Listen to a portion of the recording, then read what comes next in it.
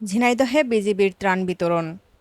ঝিনাইদহের মহেশপুরে border guard Bangladesh বিজিবির উদ্যোগে অসহায় ও দুস্থ মানুষের মাঝে ত্রাণ সামগ্রী বিতরণ করা হয়েছে। আজ সোমবার সকালে মহেশপুর উপজেলার সীমান্তবর্তী খোসালপুর সরকারি প্রাথমিক বিদ্যালয় প্রাঙ্গণে এসব সামগ্রী তুলে দেয় ৫৮ বিজিবি ব্যাটালিয়ন। দেশের বিভিন্ন অঞ্চলের বন্যা পরিস্থিতির কারণে সৃষ্ট দুর্ভোগের কথা বিবেচনা করে সীমান্তবর্তী এলাকায় প্রান্তিক জনগোষ্ঠীর সহায়তায় এই উদ্যোগ নেওয়া হয়। এলাকার অসহায় ও দুস্থ ১০০টি পরিবারের মাঝে চাল, ডাল, তেল, লবণ ও আলুসহ নিত্য প্রয়োজনীয় খাদ্য সামগ্রী বিতরণ করা হয়।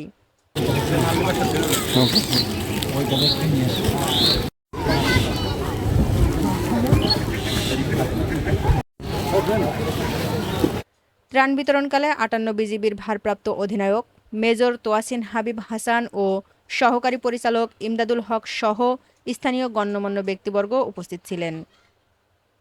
অনুষ্ঠানে বিজিবি কর্মকর্তারা জানান, সীমান্ত সুরক্ষার পাশাপাশি যেকোনো দুর্যোগেও মানবিক সংকটে বিজিবি সবসময় সাধারণ মানুষের পাশে থাকবে।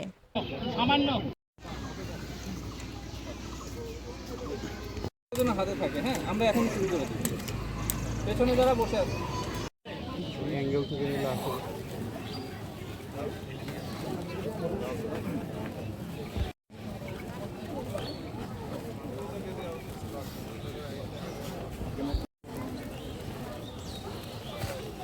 বৃষ্টি চলে আসলে আবার দুর্ভোগ